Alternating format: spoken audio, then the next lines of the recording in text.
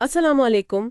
آج ہم ایک بہت ہی اہم موضوع پر بات کرنے والے ہیں جس کا اہتمام لاہور کی معروف یو کے ویزا کنسلٹنسی فرم یو کے ویزا پرو نے کیا ہے۔ وعلیکم السلام جی بالکل۔ موضوع ہے کہ پاکستان سے برطانیہ کے فیملی وزٹ ویزا کے لیے درخواست کیسے دی جائے۔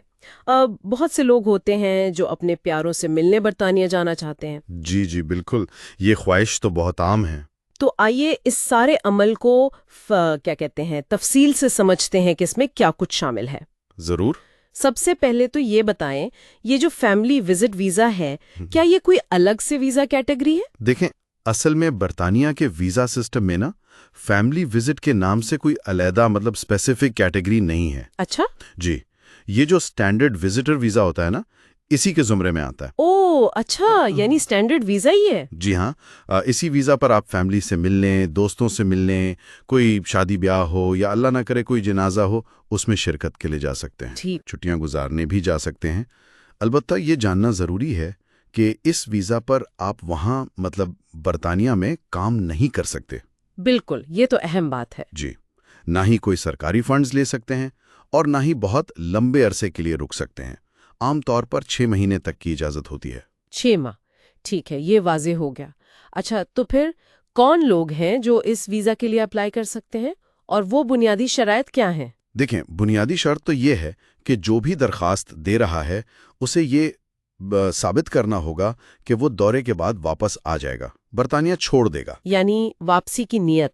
جی بالکل، واپسی کا پکا ارادہ۔ پھر یہ بھی دکھانا ہوگا کہ سفر اور وہاں رہنے سہنے کے خرچے کے لیے ان کے پاس کافی پیسے ہیں۔ یا پھر اگر کوئی اسپانسر کر رہا ہے برطانیہ سے تو وہ ان اخراجات کی ذمہ داری لے رہا ہے، یہ بھی ثابت کرنا ہوگا۔ ٹھیک۔ واپسی کے سفر کا خرچہ تری ظاہر ہے برداشت کر سکیں، اور سب سے اہم یہ یقین دلانا کہ بھائی ان کا ارادہ وہاں مستقل رہنے یا کام کرنے کا ہرگز نہیں ہے۔ صحیح۔ اور ہاں، جتنے بھی کاغذات ہیں وہ مکمل ہوں، اصلی ہوں، اور اگر وہ اردو میں ہیں تو ان کے تصدیق شدہ انگریزی ترجمے ساتھ لگانا لازمی ہے۔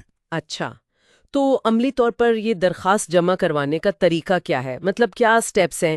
یہ جاننا میرے خیال میں سب کے لیے بہت دلچسپی کا باعث ہوگا۔ جی، اس کا طریقہ یہ ہے کہ سب سے پہلے تو برطانیہ کی جو سرکاری ویب سائٹ ہے gov.uk، جی gov.uk، جی، وہاں جا کر ایک آن لائن درخواست فارم ہے وہ بھرنا ہوتا ہے۔ ٹھیک۔ فارم جمع کرانے کے بعد ویزا کی فیس ادا کرنی ہوتی ہے۔ ابھی جو 6 مہینے کا سٹینڈرڈ وزٹر ویزا ہے اس کی فیس 127 پاؤنڈ ہے۔ 127 پاؤنڈ، یہ پاکستانی روپوں میں کتنے بنتے ہیں تقریباً؟ یہ آج کل کے حساب سے جون 2025 کے مطابق تقریباً 46,000 پاکستانی روپے بنتے ہیں۔ اچھا، تقریباً 46,000۔ جی، فیس ادا کرنے کے بعد پھر آپ کو پاکستان میں جو TLS کانٹیکٹ کے ویزا سینٹرز ہیں۔ ہاں، میں نے سنا ہے ان کے بارے میں۔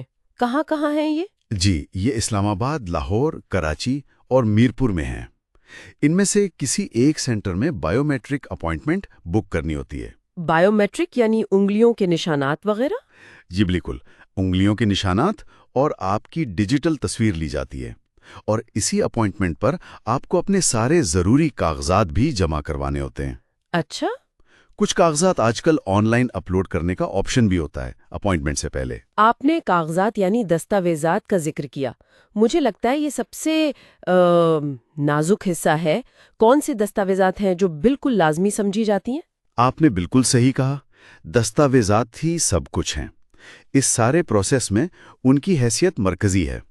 جو لازمی چیزیں ہیں ان میں شامل ہے آپ کا کارآمد پاسپورٹ، جس میں کم از کم ایک صفحہ خالی ہو۔ جی۔ پھر وہ جو آن لائن فارم بھرا تھا اس کا پرنٹ آؤٹ، اور اگر برطانیہ میں کوئی آپ کو بلا رہا ہے، اسپانسر کر رہا ہے، جی، جیسے کوئی رشتہ دار۔ بالکل، تو ان کی طرف سے ایک تفصیلی اسپانسر لیٹر چاہیے۔ اس میں صاف صاف لکھا ہو کہ ان کا آپ سے کیا تعلق ہے، کیوں بلا رہے ہیں، آپ کتنے دن رہیں گے، اور خرچے کی ذمہ داری مالی معاونت کیسے ہوگی۔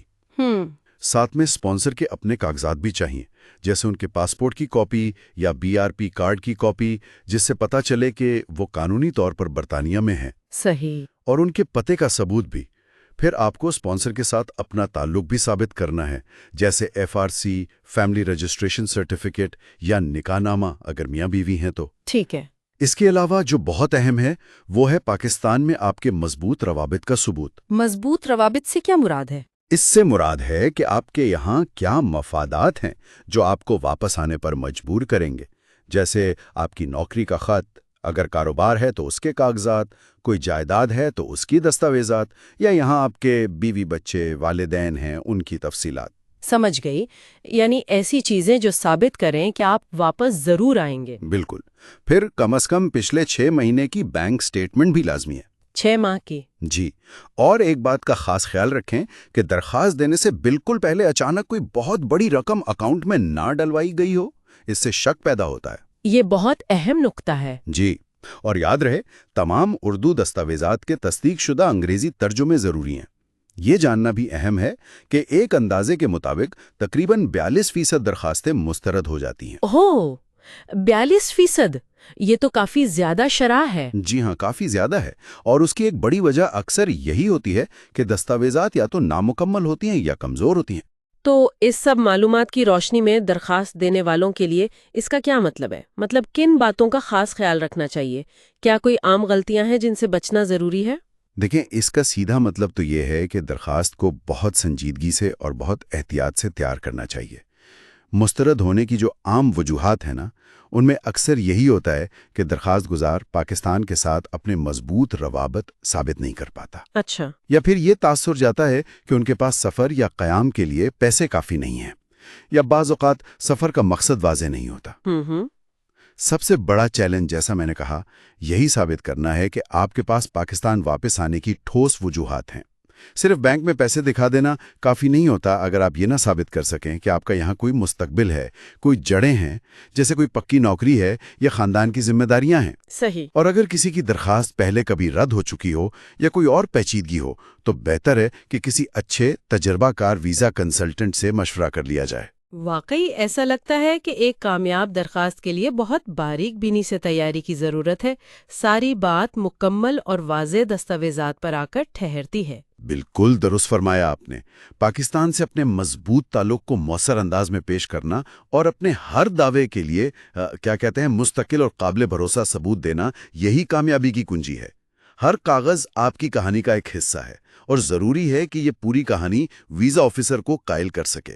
اگر کسی کو اپنی یو کے ویزا درخواست کے سلسلے میں مدد چاہیے ہو تو یو کے ویزا پرو لاہور، جنہوں نے آج کی اس گفتگو کا اہتمام بھی کیا، وہ اس میں خاصی مہارت رکھتے ہیں۔ جی بالکل۔ ان کی ویب سائٹ ہے ukvisa.pro، یا پھر ان سے واٹس ایپ پر بھی رابطہ کیا جا سکتا ہے۔ نمبر ہے 0303510737۔ جی، اور آخر میں ایک بات جو مجھے ہمیشہ سوچنے پر مجبور کرتی ہے، وہ یہ ہے کہ کاغذ کے چند صفحات کس طرح ہزاروں میل دور بیٹھے ایک آفیسر کو پاکستان میں بیٹھے ایک انسان کی پوری زندگی، اس کے حالات، اس کی نیت سے روشناس کرواتے ہیں۔ یہ تو گہری بات ہے۔